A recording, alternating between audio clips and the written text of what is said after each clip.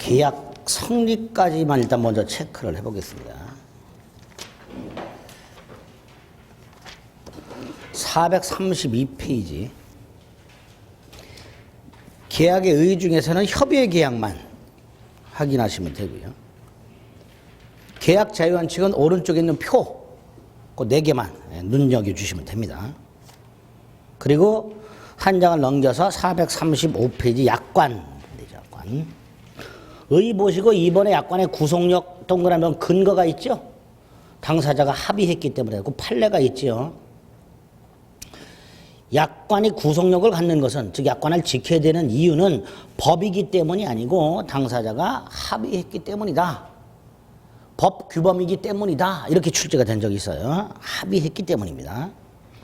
그 다음에 이제 편입이 돼야 되는데 그러려면 동그라미 2번 명시 설명 의무가 있죠. 그래서 약관 규제에 관한 법률 3조 2항을 보면 두 번째 줄 분명하게 밝히고 라고 돼 있죠. 그죠? 명시하라 이런 뜻이죠. 그 밑에 알 수 있게 해야 된다. 설명하라 그런 뜻이에요. 사망에도 다시 설명하라는 내용이 있어요. 이렇게 명시 설명을 해야 계약령이 되고요. 사항, 만약에 명시 설명을 하지 않으면 사업자는, 즉 작성자는 계약령으로 주장할 수가 없어요. 사업자는 주장할 수 없다고 돼 있으니까 반대로 상대방은 주장할 수 있다. 이렇게 해석을 하는 거예요. 됐죠? 한 장을 넘기면 가운데 동그라미 한번 해석이 있습니다. 그중에 기억, 객관적 통일적 해석의 원칙과 니은, 작성자 불이익의 원칙이 있습니다. 이 2개. 그 밑에 있는 개별 약정 우선의 원칙은 해석의 원칙이 아니고요. 약관과 다른 약정 할 수 있다 없다? 있다라는 거고요. 그때 그 다른 약정이 우선한다 그런 뜻입니다. 해석의 원칙은 아니고. 어쨌든 그 해석의 원칙 기억, 니은 2개 기억하시고. 4번 불공정 조항이 되면 뭐가 된다? 무효라고 돼 있죠. 그 무효가 되었을 때 오른쪽 가운데 동그라미 5번 일부 무효의 특칙. 약관의 전부 또는 일부 조항이 무효인 경우 계약은 나머지 부분만으로 유효하게 존속. 이게 원칙. 됐죠? 그 정도. 계약의 종류 맨 밑에 양가르면 쌍무 편무 쫙 봐주시고 다음 페이지 유상무상과 낙성 요물까지 딱 읽어주시면 됩니다. 됐죠? 오른쪽 기출 보세요. 28회 건데 옳은 것 고라는데 5번 보세요.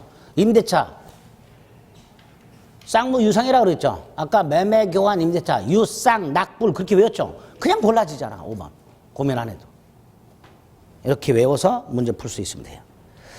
계약이 성립. 자, 먼저 계약이 성립하려면 객관적 합치와 주관적 합치가 필요하죠. 그리고 넘기면 청약이 나옵니다. 의의 봐주시고 그 다음에 양가로 2번에 동그라미 2번 오른쪽에 하단에 양가로 3번 동그라미 1의 기억 다음 페이지 동그라미 2번 보면 이제 박스가 있죠. 거기에 527조와 528조 1항 그리고 529조 2항 3항은 나중에 그렇게 딱 체크해서 봐주시면 돼요. 조문만 보시면 돼요. 오른쪽 승낙 의의가 있고 동그라미 1, 동그라미 2, 동그라미 3 승낙권에서 동그라미 1, 2, 3 다음 페이지 양가로 이번에 동그라미 1, 530조 연착한 승낙은 뭐로 볼 수 있다? 새청약으로 볼 수 있다. 됐죠? 거기까지. 여러분 딱 거기까지만 보는 거예요. 그리고 한 장을 넘기면 447페이지에 교차 청약이 있고 의사 실현이 있습니다. 역시 조문 딱 2개 체크해서 읽어주시면 됩니다. 됐죠? 이렇게 기본적인 조문이 머릿속에 뼈대가 잡혀 있어야 나중에 뭐 판례를 추가하든 말든 그죠? 안 하셔서 문제지 안 하세요. 코로나 핑계 대고 말이지. 심란해서 공부가 안 된다. 네가 계속 말하니까 더 심란하다 이 자식아. 제가 심란해서 제가 심란해서 KTX 타고 왔다 갔다 하는데 말이죠. 오늘 또 우연하게도 역에서 대구까지 가는 아는 강사분을 만났어요. 대구 가세요? 그렇대. 얼굴이 흑색이 돼서 가셔. 아이고야. 그래서 무사히 올라오세요. 그랬어요. 대구를 가시네. 그래서 왜 학원들이 휴강을 안 하는지 모르겠다고 그래서 내려가셨어요. 예. 보통 KTX 제가 이 시간대 타고 내려오면 꽉꽉 차거든요. 반밖에 안 차.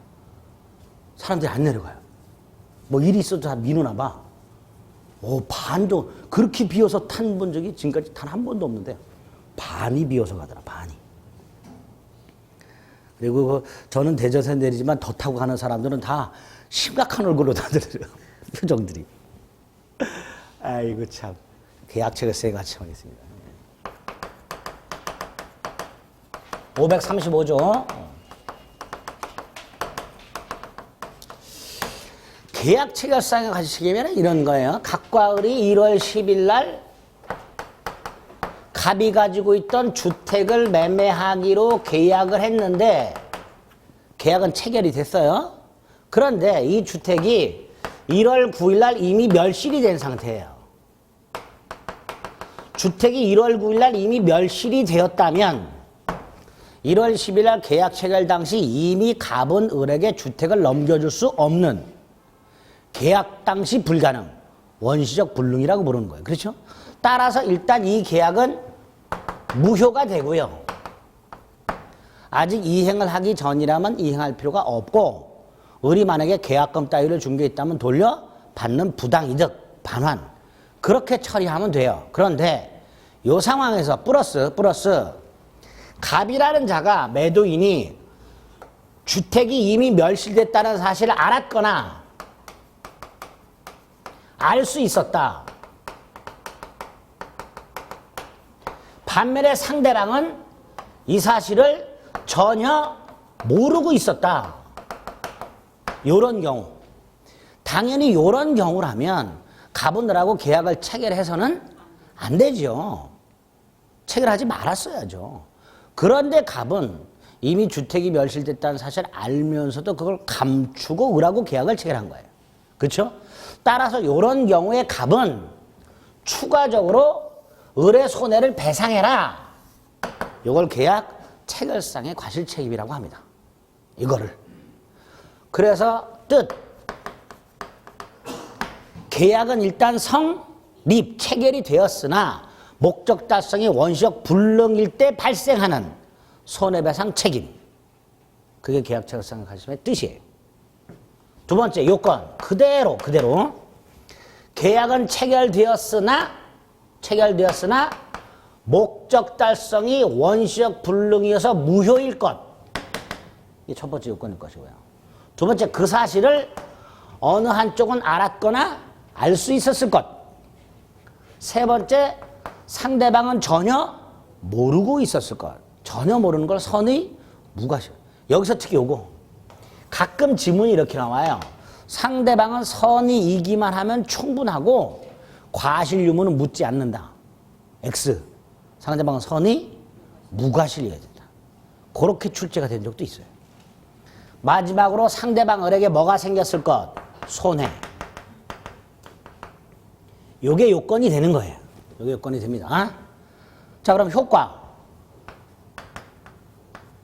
갑은 을에게 발생한 손, 해를 배상해야 되죠. 그런데 계약과 관련된 손해배상 액수가 두 개가 있어요. 하나가 신뢰 이익 배상이라는 게 있고 또 하나가 이행 이익 배상이라는 게 있어요.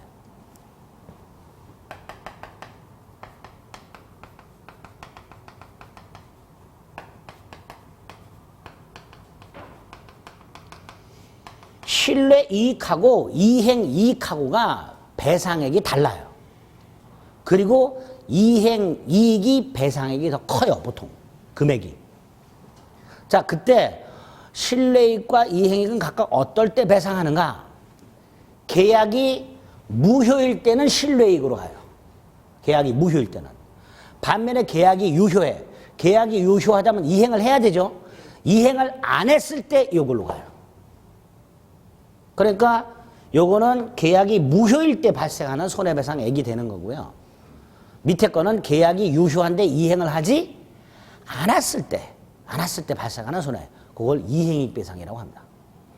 따라서 계약체결상의 과실책임은 이거예요. 이거죠.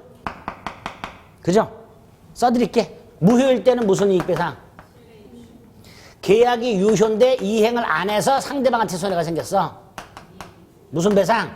이행이익배상. 이렇게 되는 거예요. 그리고 저 신뢰이익은요, 추정된 손해고요. 이행이익은 실제 발생한 손해예요.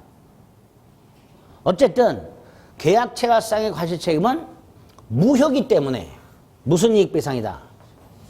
그 다음에 좀 전에 제가 보통 어떤 게 더 크다 그랬어요. 그러니까 당연히 신뢰이익을 배상하되 뭐보다는 커서는 안 돼요. 이행이익보다 커서는 안 되겠죠. 결론, 이행이익을 넘지 않는 범위 내에서 신뢰이익을 배상하라 이렇게 말을 해요. 그런데 조문이 그지같이 돼 있어요.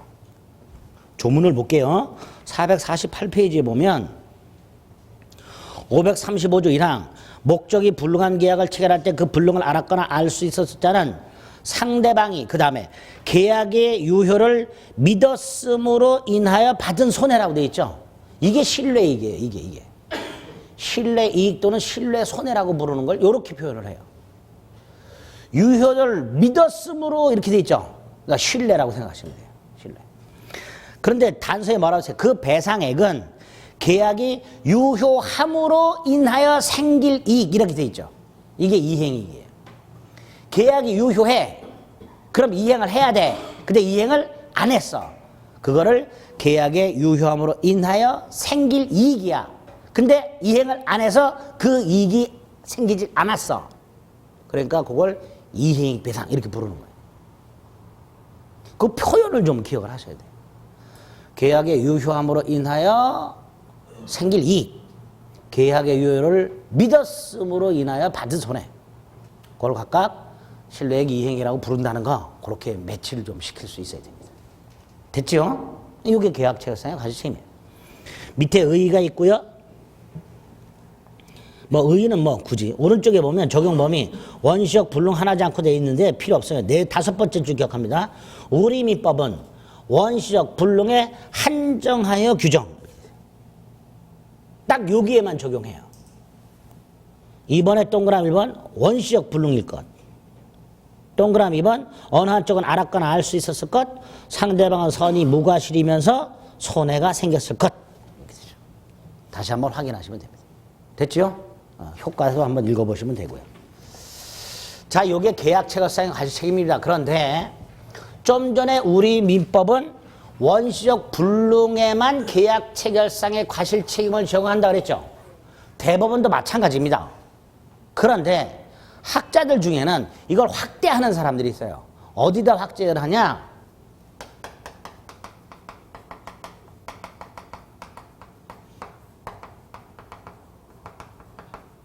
계약교섭 부당 파기. 여기서 부당 파기라는 건 계약을 파기하는 게 아니라 교섭을 파기하는 거예요. 다시 말해서 계약교섭 부당 파기는 계약은 체결됐다 안 됐다? 안 됐다는 걸 말하는 거예요. 교섭을 파기합니다. 이렇게 백화점 가서 바지를 입어봐. 교섭이죠. 그리고 그냥 가. 그냥 갈 수 있죠. 3시간을 입어보고 그냥 가. 그래도 되죠. 물론 뒤에서 소금 뿌리겠죠. 저 진상 그러면서. 근데 계약 전치상 안 사도 돼요. 문제는 바지를 입어봤어요. 기장이 길어. 보통 길죠? 저도 무지 길어. 짜증나. 다리가 짧아가지고. 그런데 보통은 접어가지고 맞춰보죠. 그게 아니고 직원한테 밑단을 잘라오라 그랬어요. 수선을 해오라 그랬어. 만약에 그렇게 했다면 직원은 무슨 생각을 할까요? 사겠다면 살까? 이건 살아야 한다. 얼른 가서 수선을 해오겠죠. 근데 입어보더니 그냥 가. 그게 이거예요. 즉 계약을 교섭하면서 상대방에게 믿음을 줬어. 계약을 체결할 것이다. 그래서 상대방이 그 믿음에 맞춰서 행동을 했어. 그런데도 불구하고 정당한 이유 없이 계약 체결을 거부하는 걸 부당파기라고 합니다. 그죠? 이런 경우가 있더란 말이죠. 있어, 진상 중에는. 자, 이럴 때 이렇게 계약을 교섭하다가 상대방의 계약이 체결될 것이라고 찰떡같이 믿음을 줬고 상대방이 그에 따라 행동했는데도 불구하고 이 믿음을 준 놈이 아무 이유 없이 계약 체결을 거부함으로써 상대방에게 손해가 생겼죠. 바지 못 팔아먹잖아. 자, 이런 경우에 어떻게 처리할 것인가? 첫째, 바지 사야 돼요? 안 사야 돼요? 안 사도 돼요? 안 사도 돼요. 계약 자유원칙상 계약 체결을 강제할 수는 없다. 이 판례요. 안 사도 돼요. 대신 손해를 배상해라. 뭘 배상해라? 손해를 배상해라. 자, 여기에 학자들이 이걸 적용하는 거야, 이거를. 학자들이 여기에 계약 체결상의 과실 책임을 적용을 해요. 그런데 우리 대법원은 계약 체결상의 과실 책임을 원시적 불능에만 적용한다고 그랬죠. 그래서 학자들과 대법원이 달라요. 그래서 문제를 내요, 학자들이. 자기들하고 태도가 다르기 때문에 대법원 판례를 물어보기 위해서 문제를 간혹 냅니다. 자, 우리 대법원은 학자들 생각하지 마시고요. 계약 체결상의 과실 책임이 아니라 불법행위 손해배상책입니다. 사람을 두드러 팬 거하고 똑같단 말이죠. 무슨 책임진다고요? 불법행위 손해배상. 그런데 불법행위 손해배상이라고 하면서 그 내용은 이거야. 그 내용은 이거예요. 불법행위 손해배상을 하라 그러면서도 신뢰 손해에 한정을 해요. 신뢰 손해가 뭐예요? 이거예요, 이거. 우리 대법원이, 그러니까 우리 대법원이 약간 이상해.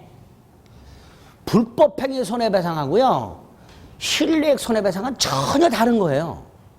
신뢰액 손해배상은 계약을 했는데 원시적 불능이잖아. 불법행위는 사람 두드러 팬 거예요, 계약하고 상관이 없이. 근데 우리 대법원은 이런 경우에 불법행위 손해배상 책임이 있다라고 하면서도 그 내용은 이거야, 이거. 그러니까 학자들이 봤을 때 좀 골 때리는 거예요, 판례가. 일반인들이 봤을 때 이게 무슨 문제인지 잘 모르겠지만 학자들이 보면 아주 심각한 거예요, 이거. 대법관이 좀 또라이야, 학자들이 봤을 때는. 그래서 내요.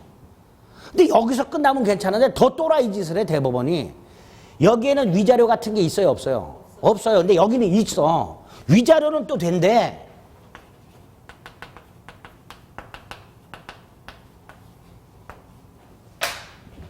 직원 정신적 충격 받았겠죠. 그 배상하래요, 따로. 이게 뭐야, 도대체. 이게 뭐야, 대법원이. 대법원 판례가 아주 이상한 거야.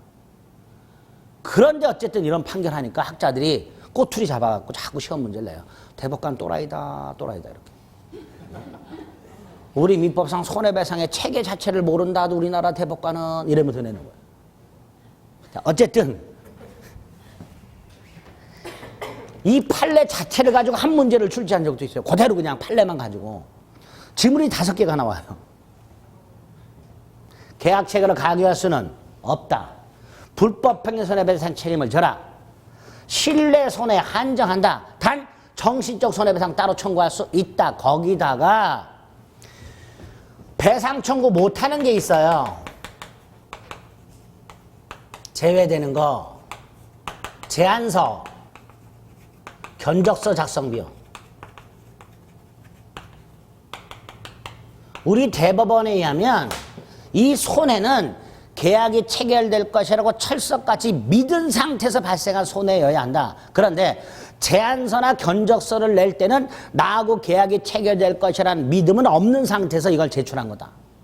따라서 이 작성 비용은 신뢰 손해가 아니다. 여기까지. 요것도 배상 청구할 수 있다. 이게 답이었었어요. 이렇게 지문이 5개가 나오게 됩니다. 부당 파기에서. 그래서 450페이지에 보면 부당 파기가 있죠? 판례 보세요. 그 판례에서 5지문이 나왔었어요.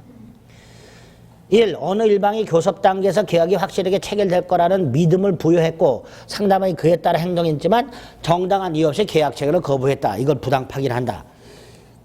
그게 뭘 구성한다? 불법행위를 구성한다. 하지만 2번 신뢰 손해 한정한다.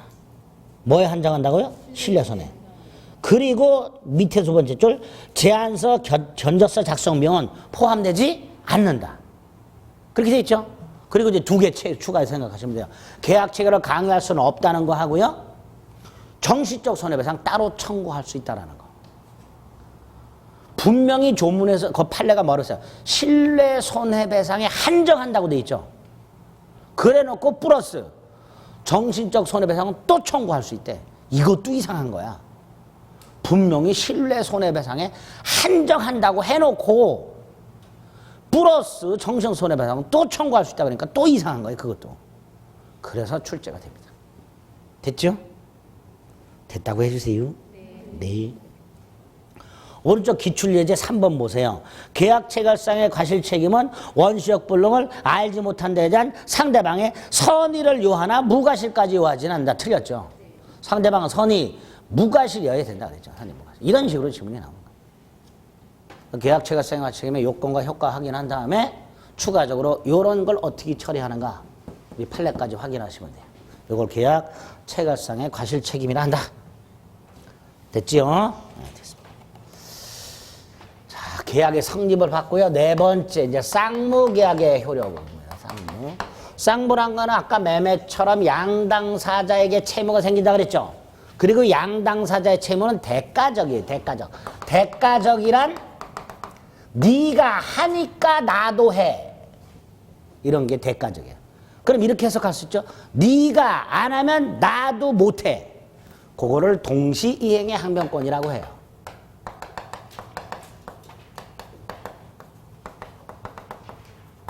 항변이란 말은 거절한다는 뜻이고요. 그 거절할 수 있는 권리가 동시이행 관계로부터 발생한다 이런 뜻이에요. 각과 을이 1월 10일 날 101호를 매매했고 1월 30일 날 등기 서류 넘겨주면서 동시에 대금을 지급하기로 했어요. 매매 계약 같은 쌍무 계약을 통해서 발생하는 양당사자의 채무는 원칙적으로 당연히 동시에 이행이 돼야 돼요. 그게 공평한 거예요. 그렇죠? 공평 원칙상 동시에 이행이 돼야 됩니다. 그래서 쌍무 계약상 채무는 원칙적으로 동시 이행 관계예요.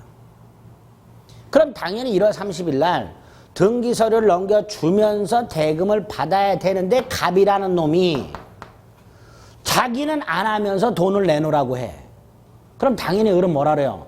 못줘 이놈아. 그러겠죠. 그걸 뭐라 한다? 동시 이행의 항변권. 자, 뜻을 생각해 봅니다. 쌍무계약상 채무가 이행기가 되었을 때 어느 일방이 자신은 채무를 이행하지 아니한 채 청구하는 경우 상대방이 자신 채무 이행을 거절할 수 있는 권리. 그걸 뭐라 한다? 동시 이행의 항변권이죠. 왜 인정을 해줘요? 공평의 원칙상 인정 취지. 세 번째, 동시항변권이 성립하기 위한 요건. 자, 요건 굵직하게 세 가지를 머릿속에 넣습니다. 첫째, 하나의 동일한 쌍무 계약을 통해서 대가적 채무가 생겨야 돼요. 이게 당연한 거예요. 하나의 동일한 쌍무 계약을 통해서 대가적 채무가 생겼을 때 이럴 때 동시 이행 관계가 되는 거예요. 일단 두 번째, 양 채무가 모두 이행기. 그렇죠? 그래서 1월 10일 날 계약했고 30일 날 서류 넘겨주고 대금을 주기로 했는데 1월 20일 날 을이 중도금을 먼저 주기로 했다. 먼저 주기로 했다. 그럼 1월 20일이 됐을 때 을만 이행기죠. 상대방 갑은 이행기가 아니죠. 그러니까 20일 날 갑이 중도금 내놔 했을 때 을은 중도금 못 줘. 이런 말을 할 수가 없는 거예요. 선이행. 양채무가 모두 이행기여야 돼요. 물론 요 선이행 의무라도 거절할 수 있는 경우가 두 개가 있어요. 예외가. 그 중에 하나 법에 있는 거 불안의 항변권이라고. 불안의 항변권. 예를 들어 아파트를 분양받았는데 중도금 날짜가 됐어. 근데 건설회사가 부도가 났어. 중도금 주고 싶어요? 불안해서 못 주겠지. 이럴 땐 못 줘. 이거를 불안의 항변권 이렇게 불러요. 선이행 의무자 입장에서 봤을 때 상대방이 이행이 곤란한 사정이 생겼더라. 건설회사가 부도가 났더라. 그럼 나 중도금 못 주겠다. 할 수 있다라는 거예요. 그런 걸 불안의 항변권이라 합니다. 예외가 하나 또 있는데 일단 불안의 항변권 하나. 아, 그런 게 있겠구나. 세 번째로 당연히 갑이 지는 안 하면서 청구해야죠. 그쵸? 갑이 등기서류를 넘겨주면서 돈 내놔. 이럴 때 너는 돈 줘야죠. 그쵸? 만약에 갑이 등기서류를 넘겨주면서 청구를 하게 되면 을은 대금 지급을 거절할 수 있다 없다? 없지요. 거절 못하죠. 따라서 을은 이행을 해야지요. 그죠? 만약에 을이 이행을 안 하면 이게 지체가 되는 거예요. 흔히 말하는 연체가 되는 거예요. 연체.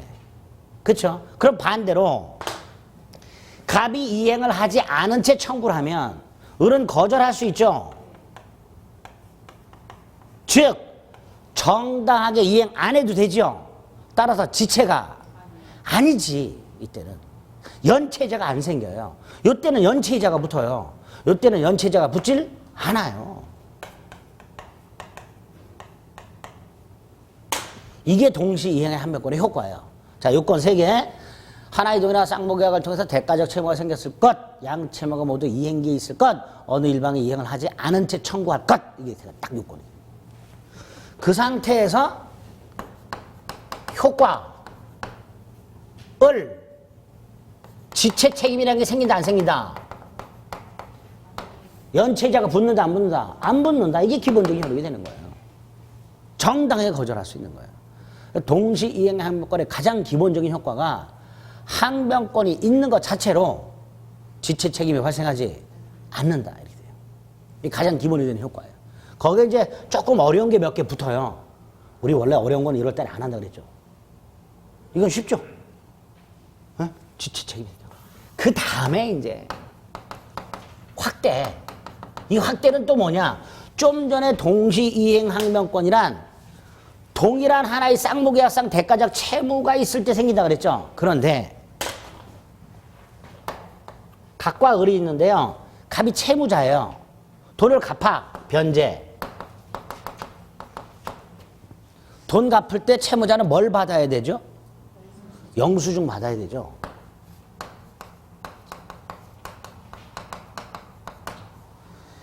이 갑이 돈을 갚는 것하고요, 을이 영수증을 주는 것은 계약을 통해 발생한 대가적 채무일까요? 아닐까요? 채무예요? 아니에요? 아, 그렇게 계약했어요? 돈 갚으면 영수증 주기로 계약을 한 적이 있어? 그런 계약을 한 적이 없어요. 갑과 을이 갑이 돈을 갚으면 을은 영수증을 준다라는 계약은 한 적이 없어요. 그러니까 이 돈을 갚는 거하고 영수증을 주는 건 쌍무계약상 채무가 아니야. 아닌데 동시행관계래. 왜? 그래야 공평하니까. 나중에 갑이 영수증을 못 받으면 을은 돈을 또 갚으라 그래. 그럴 때 갑은 돈을 갚았다는 걸 증명을 못하기 때문에 또 갚아야 되는 문제가 생겨요. 소송에서 져요. 그러니까 공평원칙상 이것도 동시행관계가 되는 거야. 즉 쌍무계약상 발생한 대가적 채무가 아니지만 공평의 원칙상 동생관계를 인정해야 될 필요가 있어요. 동생관계를 확대를 해. 이 확대하는 방법이 2개가 있어요. 하나가 법에서 인정, 법에서에 요거는 동생관계다라고 규정을 한 게 있어. 그게 한 8개 있어요. 외워야 돼. 판례가 인정한 게 한 10개 있어요. 외워야 돼. 안 외워도 돼요. 안 되는 거 기억하면 돼요. 동생관계가 아닌 거. 동시이행관계가 확대가 된 게 18개야. 그거 외우느니 아닌 거 5개만 외우면 돼요. 아닌 거. 그 5개도 오늘 다 외우라 소리 안 해요. 두 개만 외워요. 하나, 갑이 돈을 갚아. 그런데 갑이 을한테 돈 빌릴 때 차용증을 써줬어요. 돌려받아야 되겠죠. 차용증 반환. 요 차용증을 채권 증서라고 해요. 뭐라 한다고요? 채권 증서 반환. 이거 동생관계다 아니다? 아니다. 돈 갚는 거하고 영수증 용과 동생관계다. 변제하고 채권 증서 반환은 동생관계가 아니다. 간단하죠. 이게 동생관계니까. 두 번째, 갑이 돈을 빌리면서 은행 101호에다 저당권 등기를 해놨어요. 이 상태에서 갑이 돈을 갚아. 변제. 은행이 이거 말소해야 되죠. 그래 보통 돈을 갚을 때 은행에서는 저당권 등기 말소에 필요한 서류를 줘요. 담보권이죠.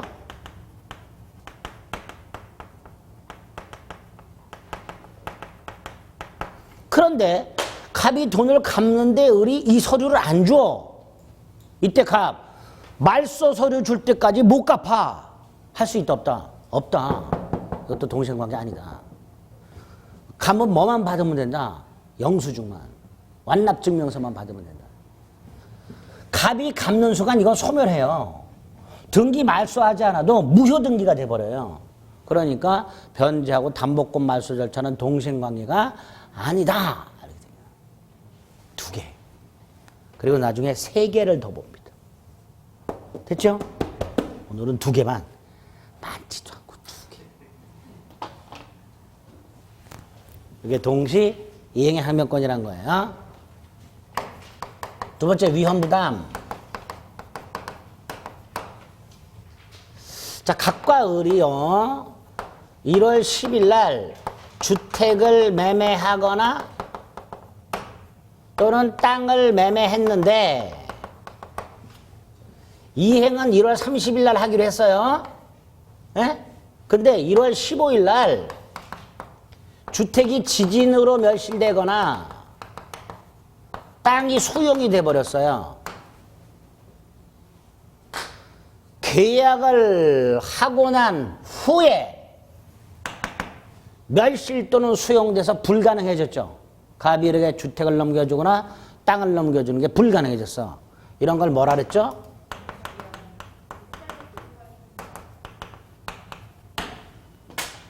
아까 1월 10일 날 계약했는데 어디 갔어? 9일 날 멸실됐어. 이건 원시적 불능이고 10일 날 계약했는데 15일 날 멸실됐어. 후발적 불능이죠. 후발적 불능인 경우엔 계약은 유효예요. 원시적 불능은 무효였어요. 자, 계약이 유효하니까 갑은 주택이나 토지를 넘겨줄 의무가 있고 을은 대금을 지급할 의무가 있죠. 그런데 갑의 의무가 소멸했어요. 불가능해졌죠? 소멸해요. 이때 갑에게 잘못이 있다 없다? 없지요. 갑의 잘못 없이.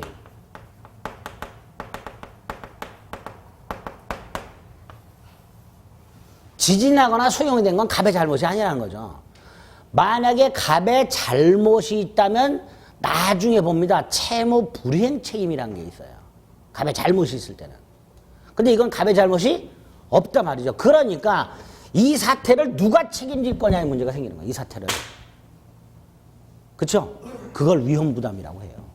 다시 말해서 갑의 채무는 소멸했는데 을의 채무는 여전히 남아있단 말이죠. 즉 을은 갑에게 대금을 지급해야 되느냐 안 해야 되느냐. 을의 반대급부 이행의 위험을 갑이 부담하느냐 을이 부담하느냐, 이거를 위험 부담이라고 하게 됩니다. 위험 부담의 뜻. 요건은 지금 말씀드린 후발적 불능일 것, 불능이 된 채무자에게 귀책 사유가 없을 것. 이렇게 되죠. 요건입니다. 효과, 원칙. 불가능해진 채무, 그 채무자가 부담한다. 여기서 말하는 채무자는 누굴 말한다? 불가능해진 채무의 채무자. 갑을 말한다. 갑이 부담한다는 건 갑은 대금 청구할 수 없다. 미리 받은 계약금은 돌려줘라. 그런 뜻이죠. 추가적으로 기억하셔야 돼요. 대금 청구 못한다. 미리 받은 계약금은 부당이대로 반환하라. 이 채무자 위험부담. 원칙. 그런데 예외. 채권자가 부담하는 경우가 두 개가 있어요. 채권자란 채무자의 반대. 을만 을이 위험을 부담한다는 건 을의 대금을 지급해야 된다는 거. 두 개가 있어. 두 개가 있는데 그중에 하나 쉬운 거. 이 주택이 15일 날 을이 보러 왔어. 집을. 담배 편지 제대로 안 껐어. 을에 의해서 불이 났어. 멸실됐어. 을의 잘못으로. 채권자 귀책 사유로.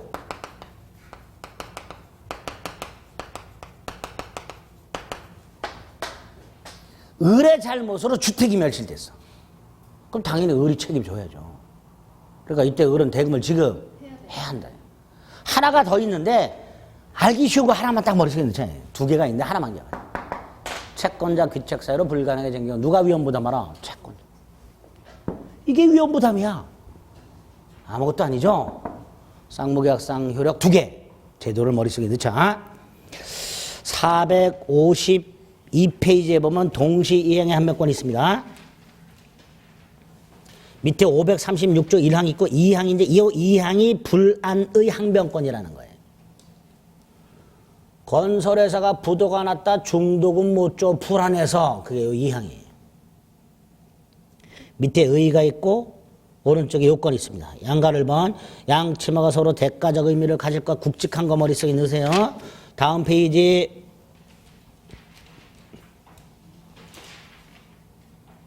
읽지 마세요. 읽는 거. 오른쪽에 상대방 채무가 변직이 있을 것. 즉 양채무가 모두 변직이 있을 것. 다만 동그라미 2번 예외 기억 불안의 항변권. 그거 하나 확인하시고요. 쭉 내려오면 3번 상대방이 이행을 하지 않을 것.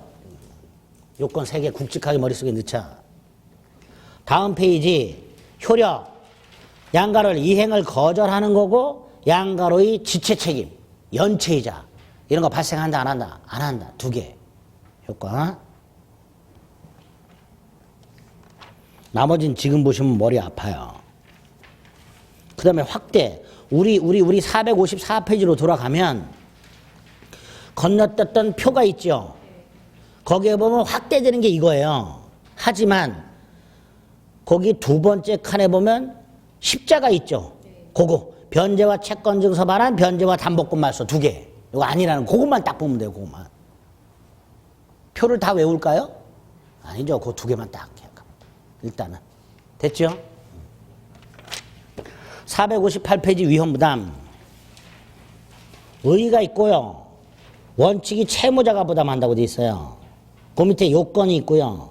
오른쪽에 효과가 있어요.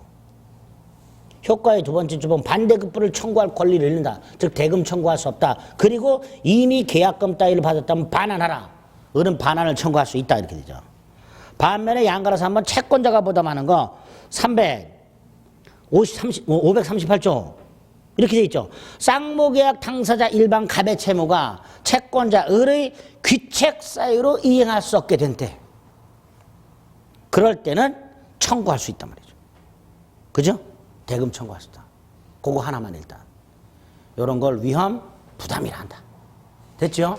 쌍무계약상 효력 2가지를 봤습니다. 잠시 쉬었다가 제3자를 위한 계약 보겠습니다.